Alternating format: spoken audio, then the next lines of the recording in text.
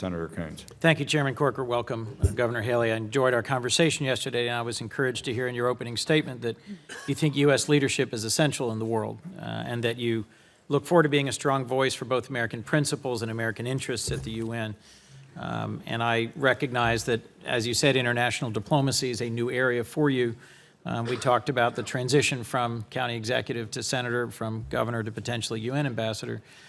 Let's talk about the UN Security Council and some of the challenges we face there and some of the interests that other countries bring to play there. We talked yesterday about the Iran nuclear deal, the Joint Comprehensive Plan of Action, and why Russia and China worked with us on imposing and enforcing multilateral sanctions, negotiating to a finished deal, and then to enforcing it. And another member asked you earlier about why the UN Security Council hasn't been able to make progress in challenging or confronting Assad's war crimes against his own people. Do you have a clear understanding of what might be driving these two issues at this point? Well, first of all, with the Iran deal, the fact that Russia and China were supportive is the red flag that I need to know that there's a problem with the deal. And I think that we have to be very conscious of that. I also think that as we deal with Syria, we've got to start seeing something that happens. You can't turn on the TV and see what's happening to children and women and all of those that are just trying to live being dealt with that way. And so I think we're seeing terrible things that happen. And when, again, you see Russia protecting Syria and Russia protecting these issues that are happening, it's dangerous. And it's something that we need to be very conscious of, because right now it's not about protecting human life. I think it's very much about making sure they're protecting their own interests. And that's not what America is. We value human life. So, and these were questions I told you yesterday I'd follow up on again today. Let me make sure I understand your answer. Is it clear to you that the reason the Security Council hasn't acted to confront human rights violations in Syria is because Russia blocks that action? Yes, it is clear. Why does it raise a red flag for you that Russia and China supported the JCPOA, the Iran deal, if the United Kingdom and Germany and the EU and other vital American allies, France, did so as well? Are you questioning the value of our international partnerships with them? And let me ask the follow-on question. If we walk away from it without giving it a chance to be fully implemented, will we be safer? Well, first of all, I think that it is in our best interest to be distrustful of all countries as we move forward, as they are distrustful of us. That is just us protecting American interests. And so when you look at Russia, you should always know that there is an angle that they're trying to do. The same with China, and they are all playing strategy, and that's part of what they continue to do. With the Iran deal, what I said, as I said to you yesterday, I think it is very important that we look at every aspect of the Iran deal and see if it is being followed. And if it is not being followed, and if we do find violations, then I think we should act, and I think we should act strongly. And I think you'll find strong bipartisan partners here in insisting on its vigorous enforcement. I do encourage you to read the details of the deal because it does have longer-term and more binding consequences than a previous answer you gave may suggest. Let me also, if I could, before we turn to UN reform, ask you about Russia and your view of Russia. The number of the recent statements by the president-elect have unsettled a number of our allies and a number of us.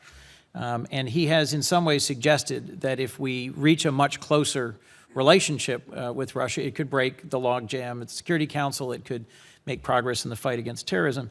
Many of our allies ask what's on the table. So in your view, what should be on the table if there were some closer arrangement with Russia? Would you ever accept recognizing their illegal annexation of Crimea?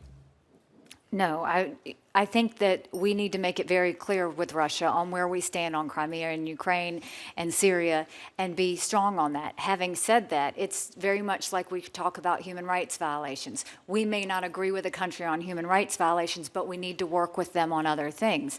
I think what the president-elect is trying to do is see, are there any opportunities to work with Russia? Because we can use Russia's help in trying to go against ISIS, and we can use Russia's help on trying to help with other threats throughout the world. And That's so right.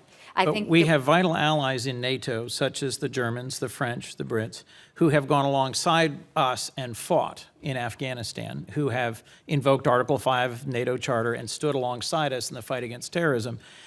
I have real trouble with his idea that in any way we should trust Vladimir Putin and his Russia at an equal level as Angela Merkel and Germany, and all of our NATO allies. His ongoing steady diminution of the value of NATO, when NATO has been the strongest, most important, most enduring alliance we've built and been a part of.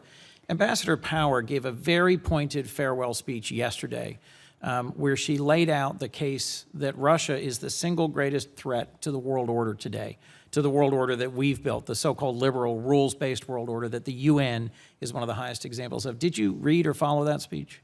I did not.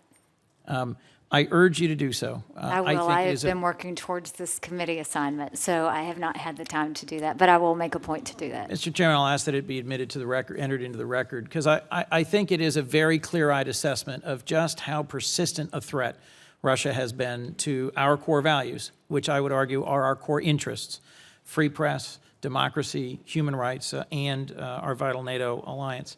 And Senator, just to be clear, we agree on that. We agree on Russia, and I know that your concerns over the comments of the president-elect are probably best suited to ask him as opposed to me.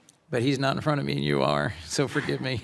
And you're not getting any answers from me on that, so I'm just telling you in the importance of time. About UN reform, if we were to simply, as some have suggested, in order to punish the UN for the Security Council taking a vote, which I think we have unanimously opposed, if we were to simply cut funding to the UN, would that strengthen or weaken our hand in defending Israel at the UN? Well, as I've said, you can never win with slash and burn techniques. That doesn't work. What is important is that we do strategic types of cutting if we're going to cut anything at all. And so I don't agree with that. I don't think that that's the way that we can come out strong and show our strength in terms of what we believe in and what we're against. And I think it's better to do that with negotiations than I do think with just slash and burn. Well, let me commend to you, and I'll close and come back for another round briefly if I could. Let me commend to you that the new Secretary General, Antonio Guterres, I think will be a strong partner for you in engaging in thoughtful and systemic reform. And our vital ally, the United Kingdom, does have a multilateral aid effectiveness review, a process that they go through to look at the return on investment, as you've put it, or the effectiveness of their contributions. And they have assessed many of the U.S. voluntary funded programs as having a high impact. I'd recommend that to you for your reading, and I look forward to asking you some more questions in a few minutes. Thank you very much.